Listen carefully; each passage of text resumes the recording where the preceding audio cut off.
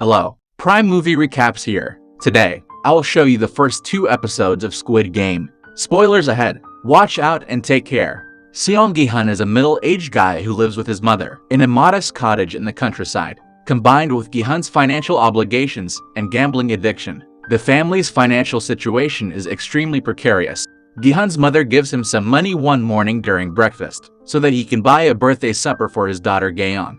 Due to the fact that Gi-hun's ex-wife is married to a wealthy guy and does not allow him to visit his daughter very frequently, Gi-hun is thrilled to be able to celebrate her birthday with her. He asks his mother for more money so that he might purchase a gift for Gaeong as well. Her initial response is that she is broke, but she finally gives him a few additional ones. After she has left, Gi-hun cleverly obtains her credit card and proceeds to withdraw further funds. With the assistance of a fellow gambling companion, the two then place their bets on horses.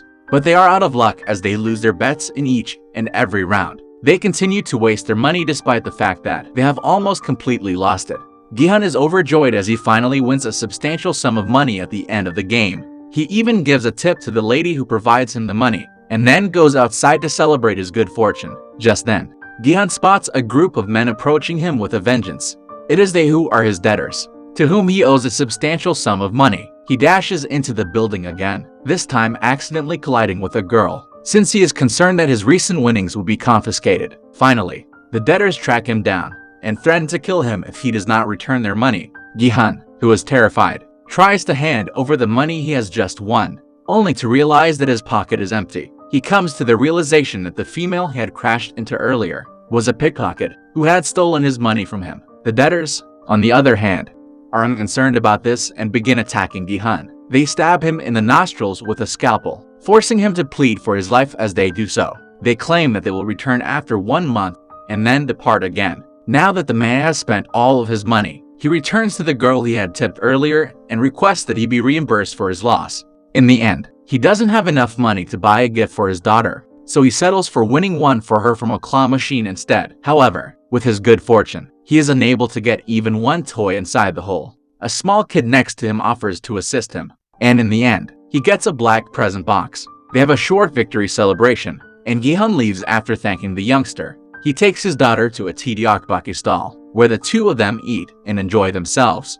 In the picture, Gaeong is concerned about the scrapes and bruises on her father's face, which Gi-hun assures her are simply mosquito bites. He hands her the gift without looking inside the box to see what is inside. Gaeong is taken aback when he realizes it is a gun-shaped lighter. Gi-hun returns the gift and pledges to bring her a nicer one during the following holiday season. At long last, he returns his daughter to her mother and then departs after bidding his final farewell. After arriving at the railway station, Gi-hun is approached by a gentleman with impeccable manners and impeccable attire. He invites Gi-hun to join him in a game of DlE, a card game in which players must flip a card by hitting it with another card. Gi-hun accepts. The man states that if Gi-hun wins, he will pay him 100,000 won, but if he loses, the man will slap him in the face. Gi-hun decides to take advantage of the situation because he has nothing to lose. During the course of the game, Gi-hun loses multiple rounds after being smacked repeatedly by the man. His cheek begins to swell and bruise, but he doesn't give up. Finally, he is victorious in a round and receives the money he had been promised. The well-dressed gentleman then hands him a card, instructing him to phone the number on the card if he wanted to participate in any further games of similar nature. On his walk home, Gi-hun comes into an elderly woman who turns out to be the mother of his friend Sang-woo. She brags about her son, who is now on a business trip to the United States.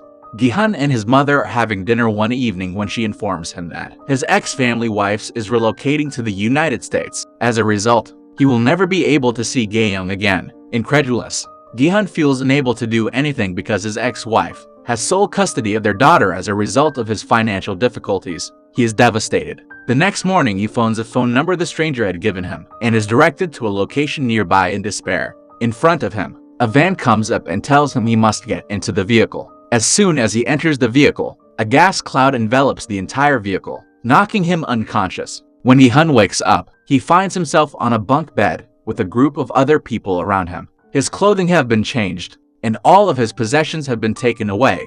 Everyone appears to be equally perplexed as he is. We can see that everyone in the room is being watched over by surveillance cameras. Gi-hun comes into an elderly gentleman who has the number 1 inscribed on his vest, but Gi-hun has the number 456 written on his vest. Apparently, the individual has a brain tumor. According to the man himself, while they're talking, they are drawn to a nearby battle. The girl who had stolen Gi-hun's money the day before is currently engaged in combat with a man who appears to be a mobster. Gi-hun intervenes and threatens the girl, demanding that she return the money he has given her. When the facility's employees, who are clothed in red suits and masks, enter the room, their disagreement comes to a halt. They greet the crowds and reveal that they would be playing 6 games over the course of 6 days, with the winners of all 6 games receiving a substantial amount of prize money. One of the participants is Sang-woo, Gi-hun's childhood friend who, according to his mother, was supposed to be on a business trip to the United States at the time of the incident. However, it turns out that the police are looking for him due to an outstanding debt of 650 million won he owes his client. As a result, he told his mother a lie. Soon later, a sphere is carried into the room and placed on the ceiling, where the staff claims it will be filled with money. Once they have completed the first game successfully, everyone is perplexed, but they all agree to participate in the game. Their signatures are required on a rule book that has only 3 rules. 1. Participants are not permitted to stop playing once the game has begun. 2. The player who refuses to continue will be eliminated. And 3. The games will be cancelled if the majority agrees. Everyone completes the form and prepares for the opening game of the season.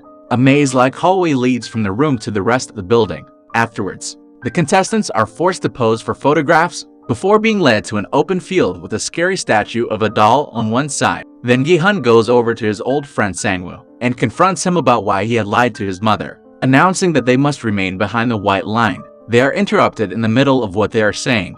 An unknown number calls the person in charge of overseeing the games from somewhere inside the facility. He takes his spot in front of the computer monitor and observes everyone while they play games. When the contestants return to the field, they are informed that the first game is red light, green light, and that they have 10 minutes to complete the game. The moment the statue of a girl says red light, they must come to a complete stop, and they can only proceed when the girl turns around and says green light. If somebody is caught in motion, the statue will detect the movement, and the person will be eliminated from the competition. The game begins and continues on a regular basis for a period of time, that is, until the statue detects movement and eliminates one of the participants. He is shot and killed in the blink of an eye, because the others are unable to comprehend what is happening.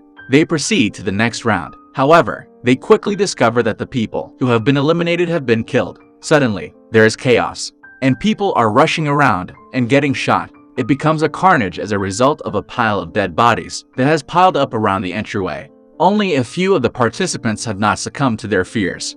Everyone begins to exercise greater caution from the next round on. When Sang-woo begs Gi-hun to move, he does so even though he is still frozen to the ground. He comes dangerously close to falling down once, but is saved by a man standing behind him named DlE. Even more people perish as the game progresses. In the end, some of the characters, including Gi-hun and Sang-woo, as well as the pickpocket girl Sebyok, the old man Ilnam, the mobster Deoksu, and the gentleman who saved Gi-hun, DlE, successfully complete the game. Upon further inspection, we discover they are on a remote island, and the facility is located underground. The bodies of the deceased are cleaned up and burned in furnaces by the staff. The remaining candidates are taken back into the chamber, where they are shocked by what they have just witnessed. Gi-hun expresses gratitude to DlE for saving his life before. The crew enters the room at this point and congratulates them for completing the first round successfully. The number of contestants drops from 456 to 201, implying that 255 contestants were killed throughout the competition. One of the girls falls on her knees, pleading with the staff to let them leave without a fight. The others join in and do the same thing as well. Soon, everyone will be pleading with them to release them. The staff, on the other hand, reminds them of the second rule of the game and threatens to kill them if they continue to refuse to participate. Sang-woo, on the other hand, responds with the third rule, which states that if a majority of the players chooses to halt the game, they shall. The staff agrees but wants to show them the prize money before voting. The sphere that was on the ceiling earlier is then filled with bundles of money. According to the staff, the victor will be able to walk away with 45.6 billion won. But if they decide to stop playing, the families of the dead people will receive 100 million won each, and they will get nothing. Everyone is enticed by the prize money, and those who were first opposed to the game begin to support it by voting for it to continue. The winning vote is decided by Ilnam, who votes for it to end. After that, they will be permitted to return home without causing any damage. According to the crew, if the majority of them express an interest in playing the game again, they will be contacted. During the following scenario, Gi-hun and Si-byuk are tossed out of a van as their wrists are tied behind their backs. Ollie and Sang-woo are subjected to the same fate. They all disperse in different directions. Sang-woo even gives Ollie some money to cover the cost of his bus ride. When Gi-hun goes directly to the police and informs them of the situation, they, on the other hand, find it difficult to believe that the kidnappers return him because he voted in favor of it. A police officer by the name of Jun-ho is also present at the station. Gi-hun's card catches his eye, and he decides to investigate further. When Gi-hun arrives home, he finds that his mother has left without a trace. She was revealed to be extremely diabetic and had been brought to the hospital due to intense discomfort as a result of her condition. Gi-hun travels to the hospital to see his mother's injured feet, which he finds to be quite painful. Doctors have determined that surgery is the only option to save her life, but they are unable to pay for it. In another scene, we see Jun-ho, a police officer, talking to his mother about his brother, who is also a police officer. Jun-ho is frightened since his brother has been gone for several days and has not been found. At his brother's apartment, he discovers the same card that Gi-hun had given to the police earlier in the day. He decides to investigate Gi-hun and find out what the card is all about. During this time, Si-byuk, a pickpocket, pays a visit to her brother who is in an orphanage. A North Korean defector whose parents are still in the country turns out to be the young lady in question. She wants to collect more money to get her back and get her brother out of the orphanage. Ollie, on the other hand, goes to his work to meet his boss. He has come to Korea from Pakistan to earn money, but he hasn't been paid for 6 months now. He has his wife and a little son at home who he has to fend for. Ollie's boss has a bundle of money in front of him, but he refuses to pay. As a result, Ollie becomes enraged and knocks him into a machine, causing his fingers to smash. He takes the money and runs away right after. He gives the money to his wife at their residence. He instructs her to travel to Pakistan with their son. She is comforted by his assurance that he will return later. He cuddles his wife one more time before departing. Meanwhile, Sang-woo communicates with his mother, informing her that he has arrived in the United States. His mother happily demands that he refrain from purchasing any gifts for her, and then hangs up the phone. The elderly woman is visited by some police officers, who inquire about Sang-woo as a result of the phone conversation. They inform her that he is under investigation for stealing money from his clients, and advise her to report him if he comes up to her and asks for money. The woman is taken aback and embarrassed as she stands in front of her customers. Sang-woo also obtains a card from the same facility at the same time again. Gi-hun, on the other hand, is powerless to help his mother recover from her illness. Upon approaching his ex-wife, he requests her assistance, but she declines to assist him. While they're talking, her new husband and their children arrive at their house. Gi-hun leaves the room only to be beckoned by her husband. He hands Gi-hun a wad of cash and tells him not to harass his family in the same manner again. The enraged Gi-hun punches him, claiming that he cannot take his daughter away.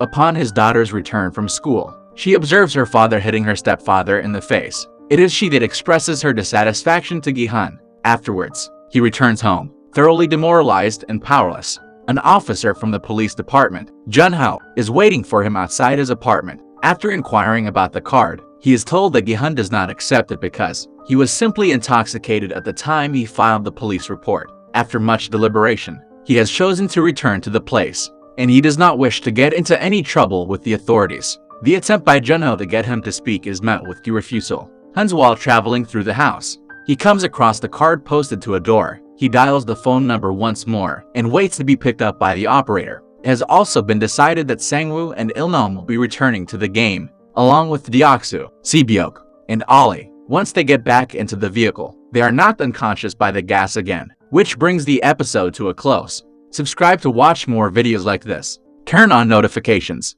and leave a like to help the channel out. Thank you for watching.